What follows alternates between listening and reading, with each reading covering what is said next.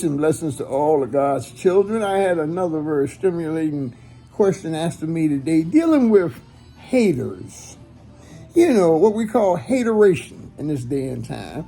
And the conversation developed, we got into Genesis chapter 4, verses 3 through 9. And that's what I'm going to try to go into or exegete or try to reveal, some of the secrets here as it appeared to me and aided me in my growth. Now, that's take it or let it alone. Okay, I'm going to start at verse 3.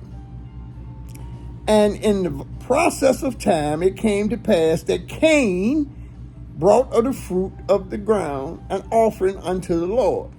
Cain was a tiller of the field. He was out there in the farmer, boots on the ground, raising crops. Verse 4. And Abel, he also brought of the firstling of his flock and of the fat thereof. And the Lord hath respect unto Abel and to his offering. Abel, he was a, herdsman, livestock, things like that. All right, here's where it's starting to get interesting now. Verse 5, chapter 4 of Genesis. But unto Cain and to his offering, he hath not respect. That's God. He had no respect for what Cain brought. And, we'll get into that a little bit later. And Cain was wroth. He got angry. He got mad as hell. But I'm giving you the tops like this is what I'm doing. I'm showing that, And his countenance fell. When we get mad, yes, our countenance fell. We get that screw face, gritting and everything. You have people, looking at you all crazy. And, man, what's going on? Well, your countenance fall because we were created to be instruments of levity, upliftment and what have you. Here it is, we giving off vibes and energy, and I've discussed this with a lot of people. It took me years to figure out, I don't care how right you might be. If you stand there looking crazy like you get ready to snap, ain't nobody thinking about what they saying. They looking at how they feeling, looking at you. Okay, but I digress. Verse 6, and the Lord said unto Cain, why art thou wroth? Why are you angry, man? And why is thy countenance falling? Of course, this is God. He knows this is. If thou doest well, this verse 7, if thou doest well, shalt thou not be accepted. And if thou dost not well, sin lieth at the door. What is he talking about? Okay. God would test us. The devil tempts us. God already done seen how Cain will pop off at the least type of rejection. There's a lot of us out here. We don't get in here and get verbal with it. But I have an acronym I use. I'm going to use it here. And it's SAD, S-A-D. The S for shame. The A for anger. The D for desperation. These triggers will cause us true kindness of peace and light, truth and right, to fall.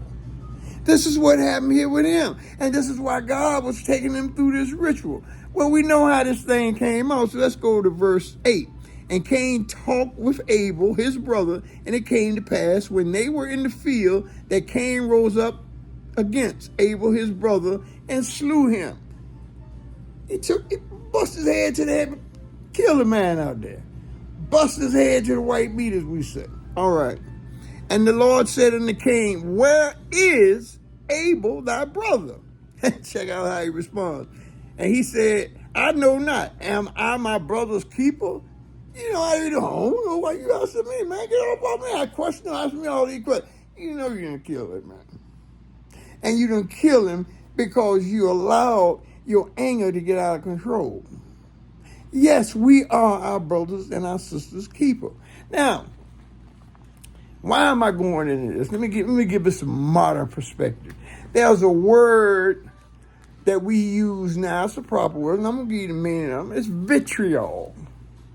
This word vitriol is what is used and what we speak of as being toxicity. This is what makes us toxic. Let me give you the definition. Intense or bitter feelings very sharp speech, or severe criticism. Now, I ain't gonna get into naming no people. Some people can speak to you in such a way where you don't even feel high as dirt. I mean, just makes you question everything about you, totally decimates your self-confidence. And let me tell you something. You cannot have an increase in your faith if you have a diminishing of your self-confidence. You have to have, especially men. And I'm talking to a young man here who I am doing this video for.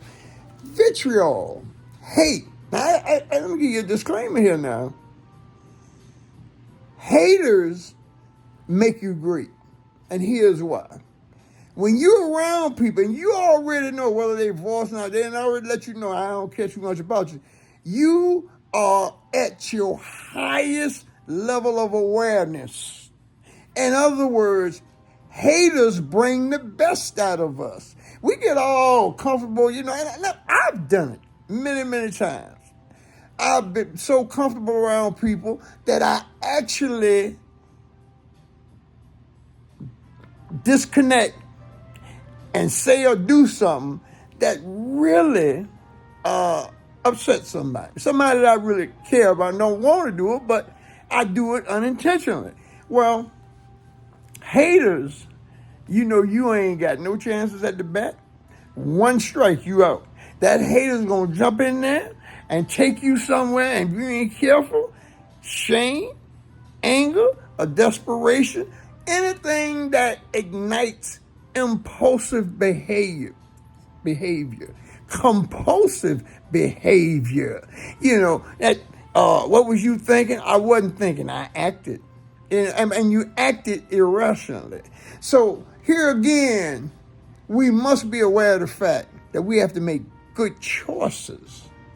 And even if we make bad choices, that's not a bad thing. Like I said, the only people that don't make mistakes is people that's not doing anything in life.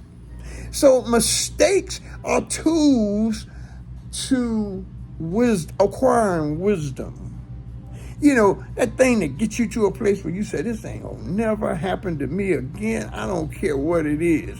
And an added dividend is when you are aware of these things and you start, here again, preparing yourself, preparing your composure. I got a little mantra that I say to myself: mountains don't tremble from breezes of the wind. I don't care what you talk, what you say. You don't put your hands on me. You don't violate designated areas that I see as a threat to me. I can control the situation. But now, as a younger person during my younger days, I couldn't put words or string along a coherent thought about this right here. You do it, it's on. I don't care how many it is. I don't care how bad I got to get beat down. I'm going to tell you something else. There's a lot of y'all out there. Now, see, especially men, y'all fear that butt whipping. See, I didn't have a problem getting beat down. I would go into it and listen, I'm in prison, fighting police and everything. And to this day, here it is, I'm 71 next week. So they had in my central file hostile toward law enforcement. And it was true. It was actually true to a certain degree. I was popping off. It was just like the behaviorist B.F. Skinner. Pavlov's dog. He used what's called in psychology classic conditioning to condition his dog. Every time he feed his dog, he'll ring a bell. Well, after a while, he started ringing the bell, and the dog started ringing, get ready to eat. B.F. Skinner, he had what's called a Skinner box. He put his baby daughter in there, and he modified her behavior through what's called classical conditioning in psychology. But I digress. This is what I'm trying to get over to you. In 6,000 years, there's been a lot of brother-on-brother murder. We got it real bad in our community right now. And, people kill because they fear Every killer I ever met, he killed to keep from being killed. So fear is a factor, whether you want to admit it or not. So you have to gain a confidence or composure where you can properly manage things that happen as they come at you. I pray something came out of this that will bless you richly and lift you up and give you a better inner standing of yourself. That God created us from a perfect creator. It has to be a perfect work. Let's try to dig down within ourselves and find it. Peace and blessings. I pray you a blessed day.